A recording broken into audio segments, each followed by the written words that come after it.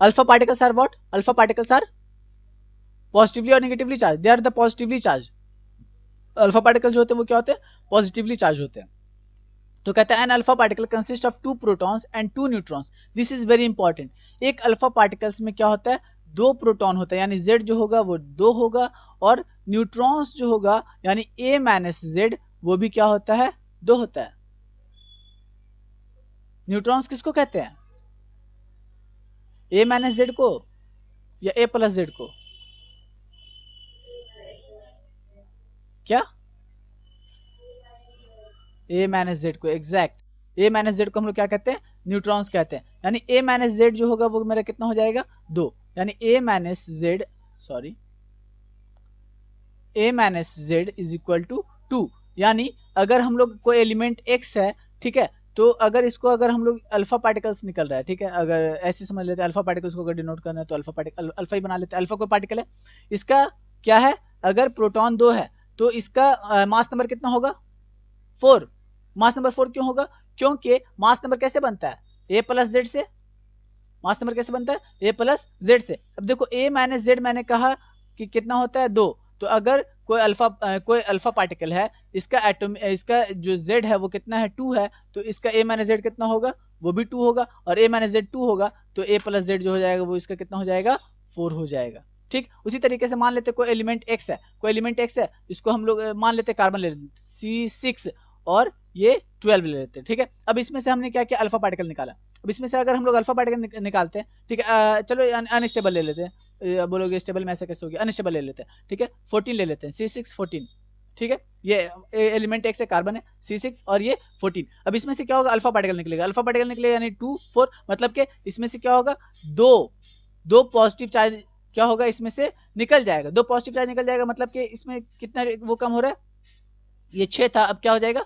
4 हो जाएगा। और अब 4 हो जाएगा तो ऊपर कितना कमेगा? 4, यानी यहाँ पर कितना हो जाएगा? ये x4 और ये 10, और यहाँ पर क्या हो जाएगा? अल्फा जो हो जाएगा वो निकल जाएगा C4 C2 और 4, मतलब कि 2 यहाँ पर प्रोटॉन और 4 यहाँ पर क्या हो जाएगा? ये इसका जो मास नंबर होता है that is called the A, और ये मास नंबर जो होता है वो A होता है, और ये 4 मास नंबर इसमें से क्या होगा? निकल जाएगा, और ये एनर्जी के फॉर्म में निकलेगा। तो ये अभी आगे हम लोग इसको और डिटेल में देखेंगे। तो सीधा सीधी अभी माइंड में क्या रखना है कि जब भी क्या होता है अल्फा पार्टिकल रेडिएट करता है, अल्फा पार्टिकल का एमिशन होता है, तो वहां पर क्या होता है? 2 प्रोटॉन रिलीज होता है और 2 न्यूट्रॉन्स रिलीज होता है। ठीक है, और अगर मास नंबर की बात करेंगे तो कितना मास नंबर डिक्रीज होगा? मास नंबर जो होगा वो 4 डिक्रीज होगा। यानी अल्फा पार्टिकल्स जो होता है उसमें 2 प्रोटॉन्स होता है और 2 न्यूट्रॉन्स होता है। यानी अल्फा पार्टिकल्स को लिखने के बाद ये 2 और 4, मतलब 2 प्रोटॉन और इसमें 2 न्यूट्रॉन, 2 न्यूट्रॉन मिलकर क्या बना? A बना। यानी A माइनस Z निकालेंगे तो वो कितना आएगा? 2 आएगा। ठीक है, that is a helium nucleus containing 2 protons और 2 न्यूट्रॉन्स। तो यानी अल्फा पार्टिकल्स को अगर हम लोग बोले तो He 2 और 4 अल्फा पार्टिकल का क्या है? अगर हीलियम की बात करें तो हीलियम में क्या होता है? 2 प्रोटॉन होता है और 4 क्या होता है उसका?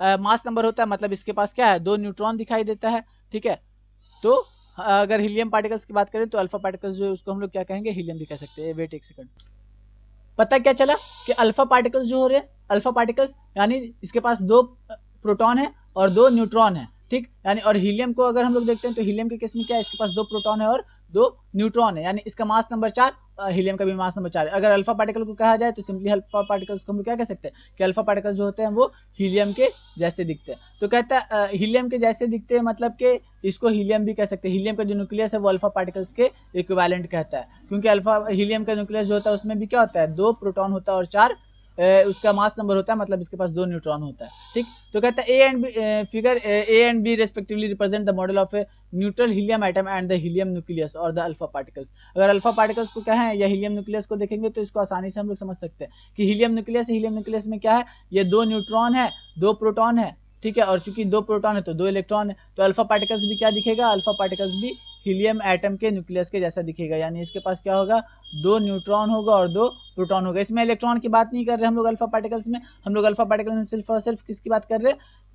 प्रोटॉन और न्यूट्रॉन की बात कर रहे हैं। तो बोलते हैं if alpha particles gain 1 electron it changes to a single ionized helium and if it gains 2 electrons it changes to a helium atom।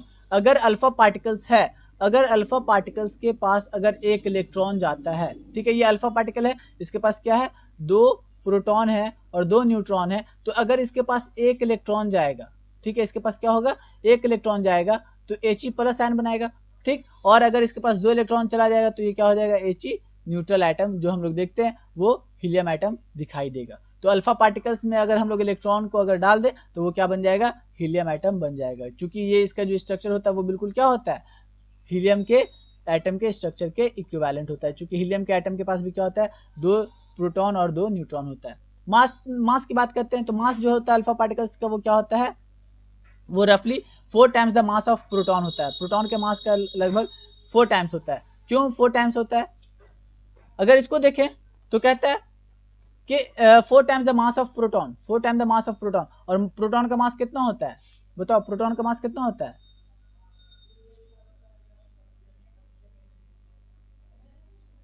हाँ बोलो।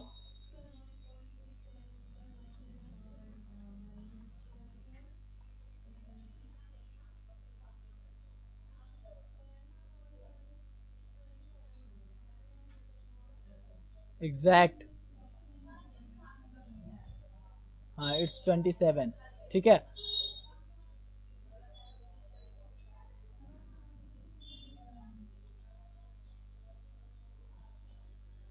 लीव इट असाइड,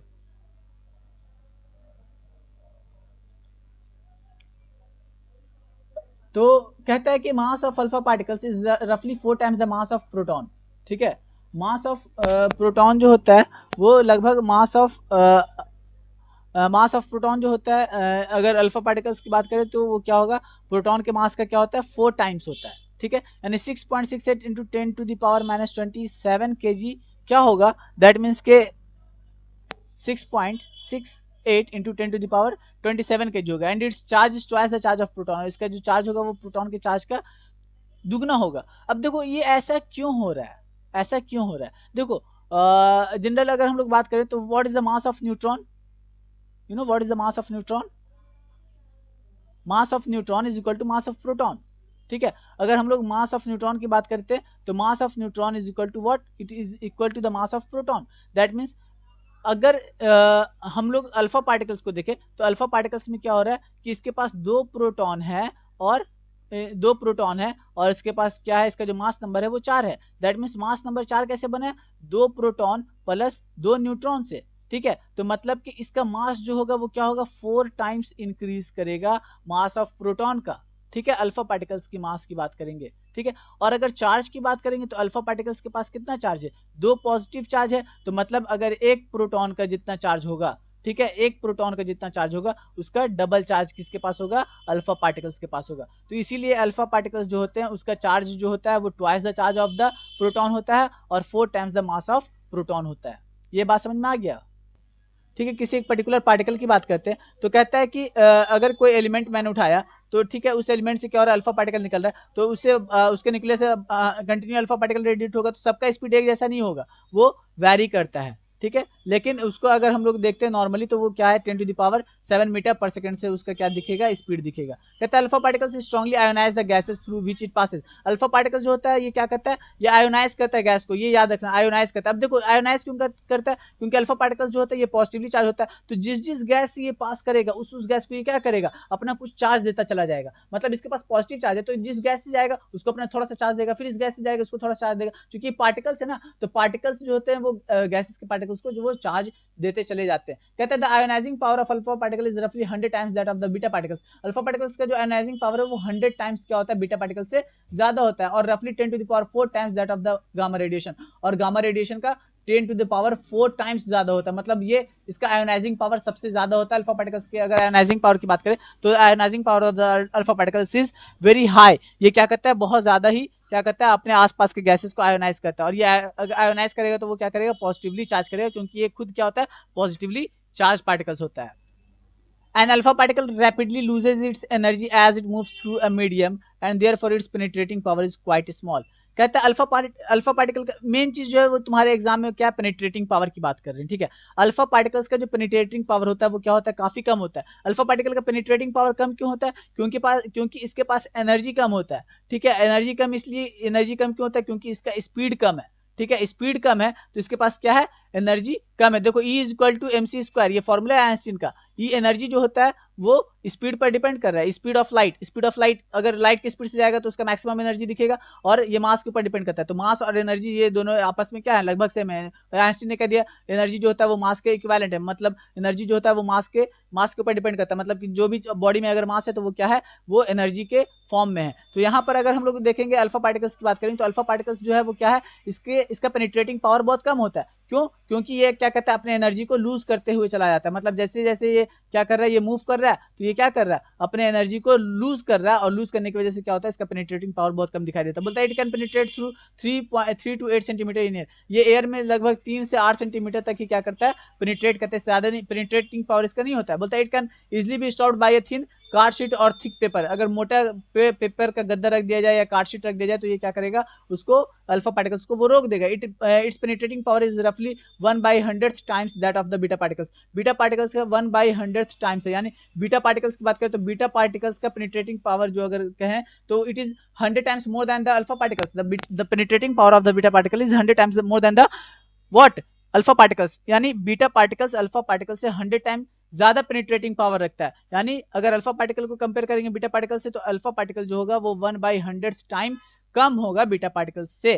कहता है and 10⁻⁴ times that of the gamma radiation, और gamma radiation से वो क्या करता है, उसका 10⁻⁴ टाइम्स क्या होता है, वो कम होता है किसका, अल्फा पार्टिकल्स का पेनिट्रेटिंग पावर। ठीक है, यानी अगर यहाँ से कंक्लूजन निकालेंगे तो कंक्लूजन क्या निकलेगा, gamma radiations have more penetrating power than the alpha particles and the beta particles, क्योंकि इसका रेडिएशन जो होता है वो ज्यादा पेनिट्रेटिंग पावर का होता है। Next one is alpha particles are positively charge so they are deflected by the electric and magnetic field. क्योंकि अल्फा पार्टिकल्स जो होते हैं ये क्या होते हैं, ये चार्ज पार्टिकल्स होते हैं, पॉजिटिवली चार्ज होते हैं। तो मैंने एक्सपेरिमेंट रदरफोर्ड एक्सपेरिमेंट में अभी हम लोगों ने देखा कि अगर मैग्नेटिक फील्ड से इसको क्रॉस करें या फिर इलेक्ट्रिक फील्ड से क्रॉस करें तो ये क्या करते हैं, डेविएशन शो करते हैं। The deflection of alpha particle is less than as compare to the beta particles, beta particles से इसका डिफ्लेक्शन जो होता है अल्फा पार्टिकल्स का वो कम होता है, because alpha particles are more massive than beta particles. ऐसा क्यों होता है, क्योंकि अल्फा पार्टिकल्स का मास जो होता है वो बीटा पार्टिकल से ज्यादा होता है। ठीक है, यहाँ पर हम लोगों को इस बात पर ध्यान रखना है कि अल्फा पार्टिकल्स का जो मास होता है वो बीटा पार्टिकल के मास से ज्यादा होता है, इसलिए इसका क्या होता है, डेविएशन जो होता है वो कम होता है। यानी अगर डेविएशन की बात करें तो अल्फा जो होगा, अल्फा का जो डेविएशन होगा वो बीटा पार्टिकल्स के डेविएशन से कम होगा। Alpha deviate less than the beta particle because the mass of the alpha particle is greater than the mass of beta particles.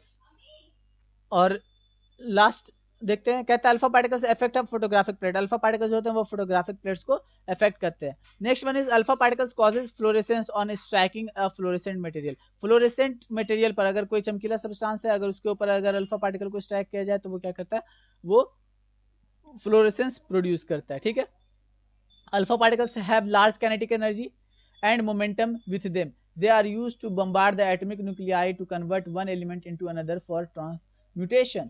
कहता है कि अल्फा पार्टिकल्स जो होता है उसके पास बहुत ज्यादा काइनेटिक एनर्जी होता है और मोमेंटम होता है। देखो काइनेटिक एनर्जी होगा तो क्या होगा, मोमेंटम होगा। दैट मीन्स के अगर मोमेंटम की बात करें P equal to mv, I have discussed it yesterday. और काइनेटिक एनर्जी की बात करेंगे तो kinetic energy is equal to half mv²। That means kinetic energy is somehow is related to momentum, that means kinetic energy can be written as half p into v, that means m into v square, you can also write m into v and mv is what, it is the momentum, that means half p by v, that means kinetic energy is somehow related to the momentum। तो कहता है कि alpha particles जो होते हैं वो उसका kinetic energy क्या होता है, बहुत ज्यादा होता है, और मोमेंटम भी उसका क्या होता है, बहुत ज्यादा होता है। इसीलिए इसका हम लोग इस्तेमाल किस लिए करते हैं, कहते हैं बम्बार्डमेंट द एटॉमिक न्यूक्लियाई, किसी भी एटम्स के न्यूक्लियाई के बम्बार्डमेंट के लिए, एटम के न्यूक्लियाई को बम्बार्ड करने के लिए हम लोग क्या करते हैं, इसका इस्तेमाल करते हैं अल्फा पार्टिकल्स का, ताकि वो एक एलिमेंट से दूसरे एलिमेंट में कन्वर्ट हो जाए। इसी को हम लोग क्या कहते हैं, ट्रांसम्यूटेशन कहते हैं। मतलब जब एक एटम किसी दूसरे एटम में कन्वर्ट होगा, ठीक है, through the process of bombardment, that is called the transmutation। next one is alpha particles destroy the living cells, alpha particles जो होते हैं वो लिविंग सेल्स को डिस्ट्रॉय कर देते हैं, खत्म कर देते हैं, and they causes biological damage, और ये क्या कहते हैं, बायोलॉजिकल डैमेज भी पहुंचाते हैं।